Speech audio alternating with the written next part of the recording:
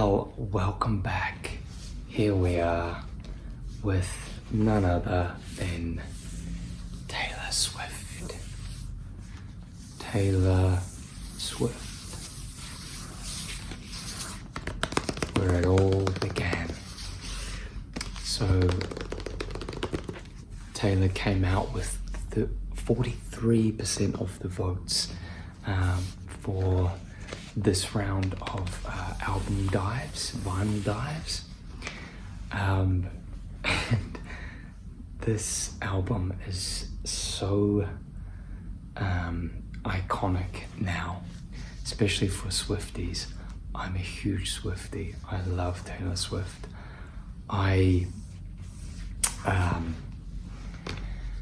We'll get into a bit about my Swiftie journey soon, because it's I always find it interesting about how people came across certain artists, and I will explain my journey with Taylor as well.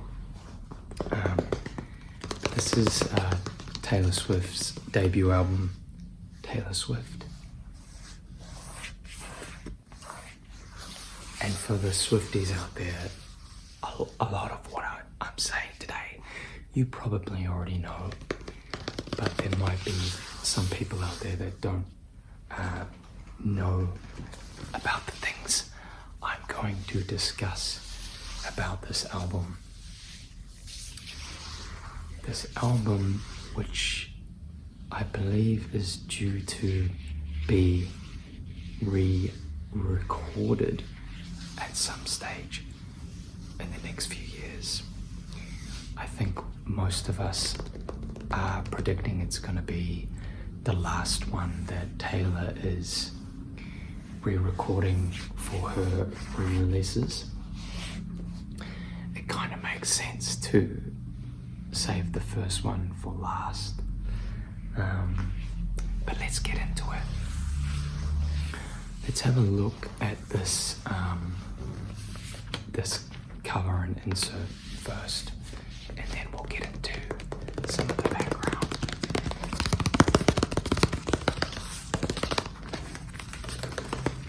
Okay, so we have her age. I'm gonna say she was 16 here. 2006.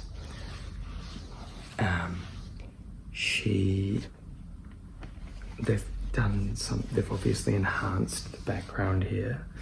I would love to see the original photo of this without all the photoshopping done.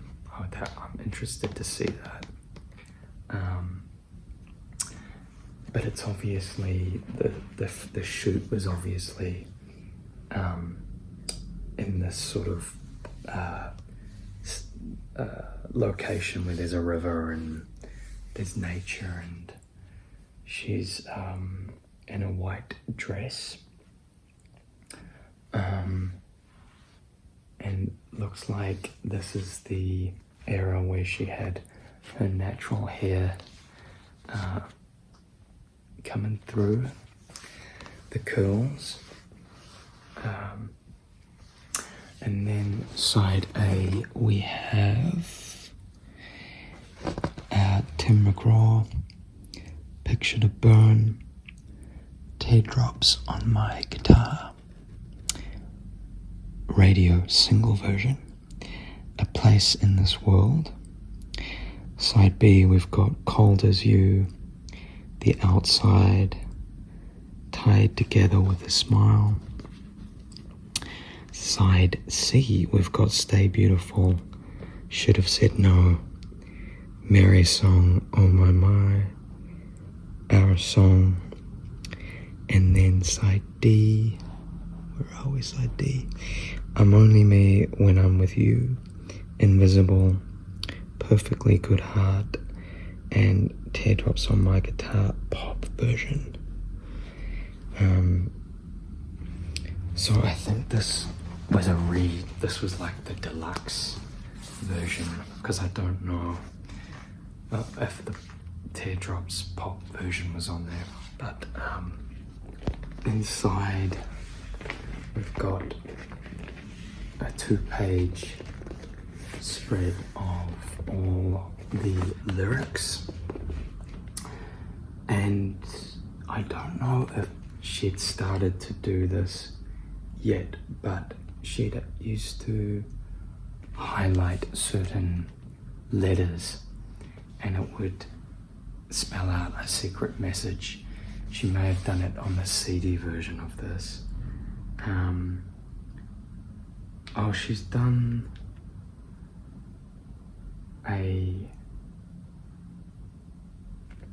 something here where she's written a note which says, and she's highlighted the words, so I'm gonna try and put it together. I love you.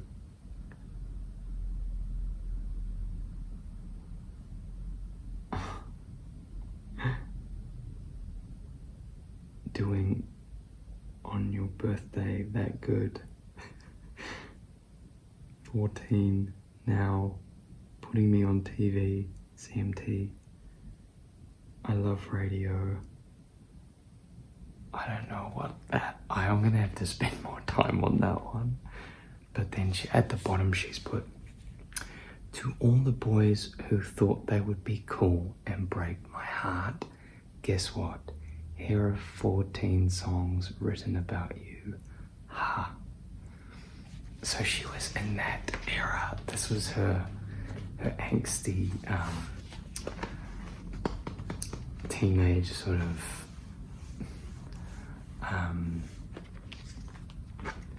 breakup Taylor Swift, which I honestly think that was part of her,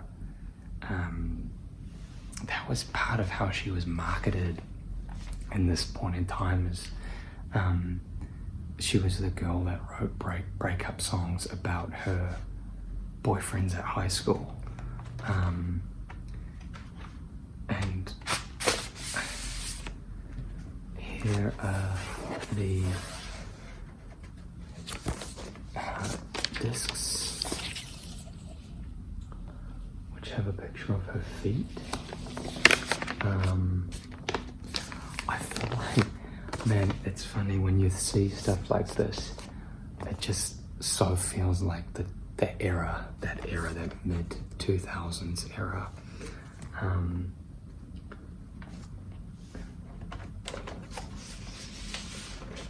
I just don't feel like people would innocently put their feet on their albums anymore. It's the same.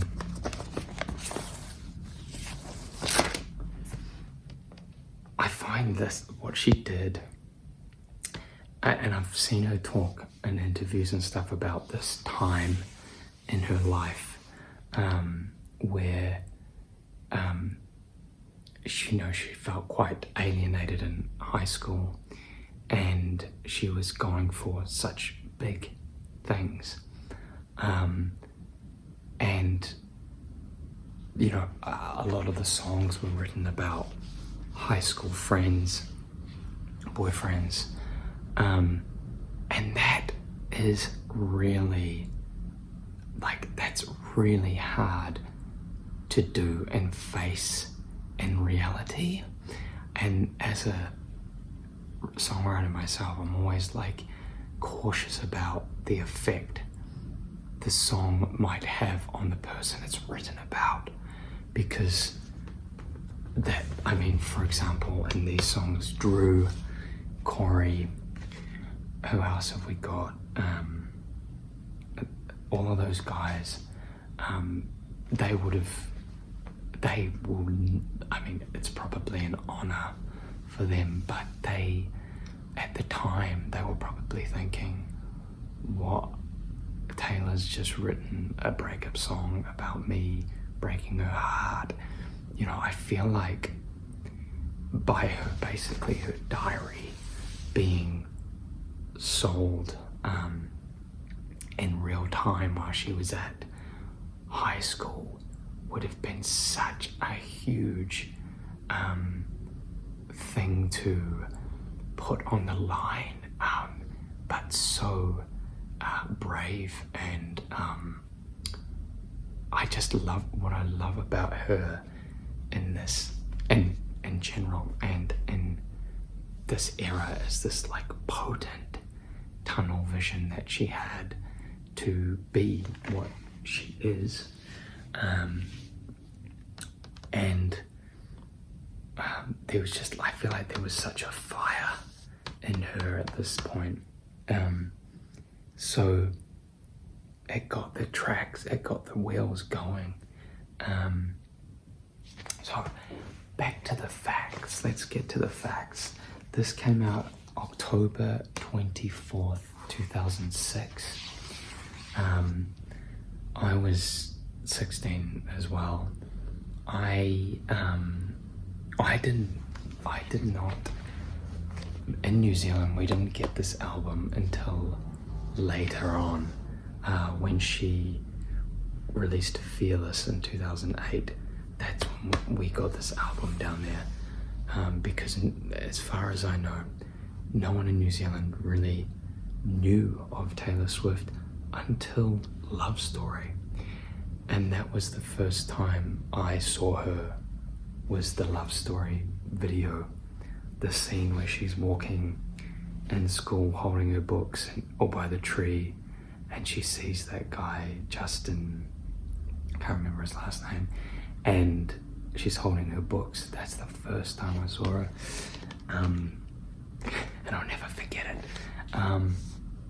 And yeah, so we never got this album until later, but when she was taking off globally and her Fearless album was selling loads, then we started getting this album, and that's when I first heard it.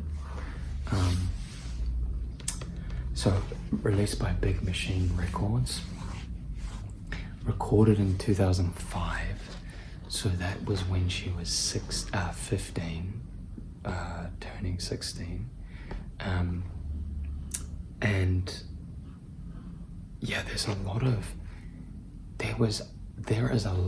of material and demos from this time that are, not released.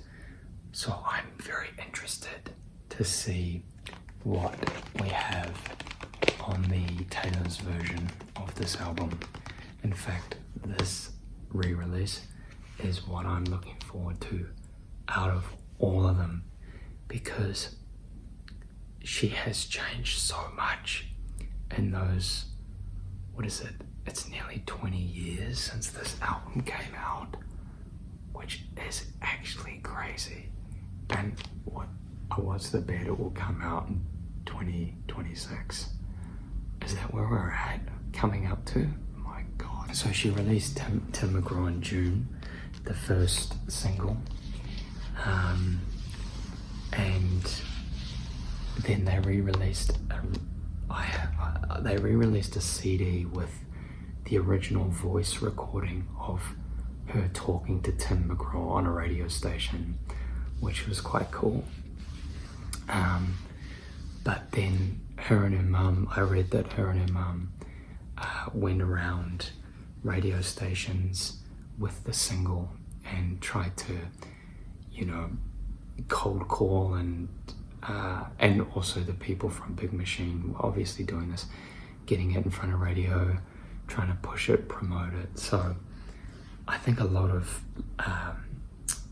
labor went into pushing her, even though it seems like, people have talked about, her family had money. I'm sure they did, but it still didn't mean they didn't have to do anything. I think a lot of, I feel like there was a lot of work put in by Taylor, her family, the record label at this point.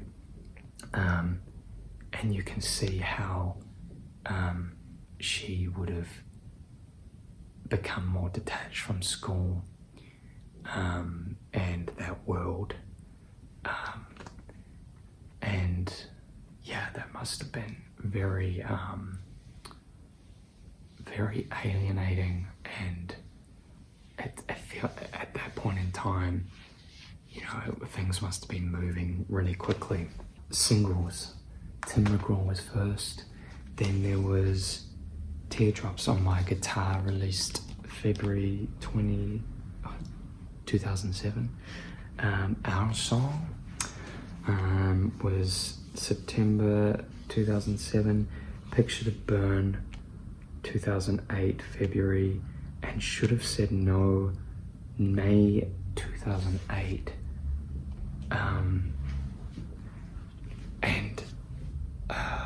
Should Have Said No is one of my favorites. I just find it's so catchy, and it's so like iconic Taylor of this era.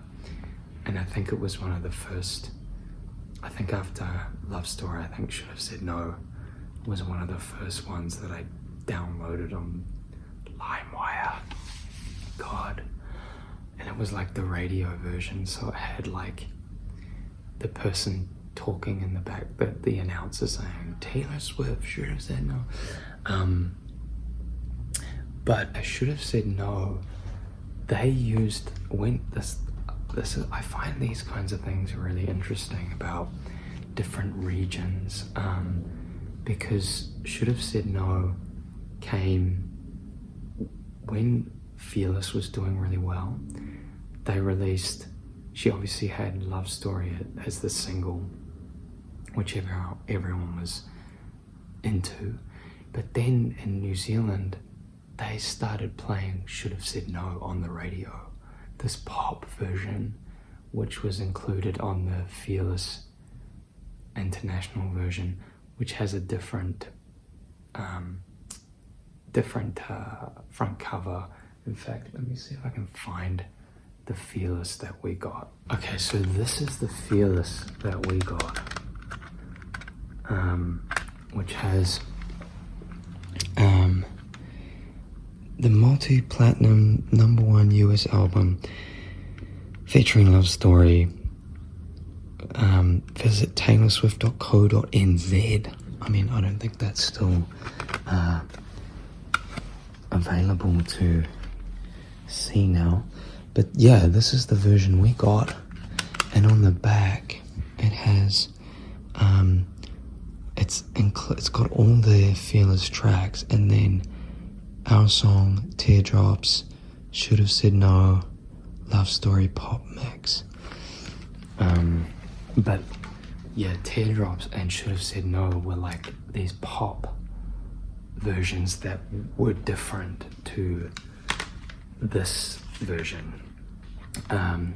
So yeah, interesting how they try and market new artists to new regions.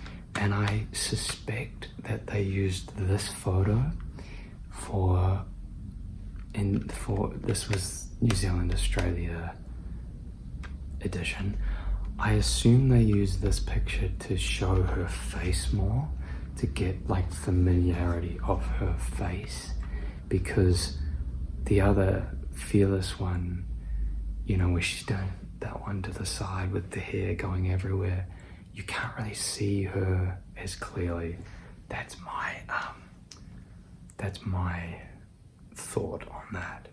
So the album did generally pretty well. It got 67 out of 100 for Metascore, which is okay, but it was praised, it was really praised for her mature songwriting for her age.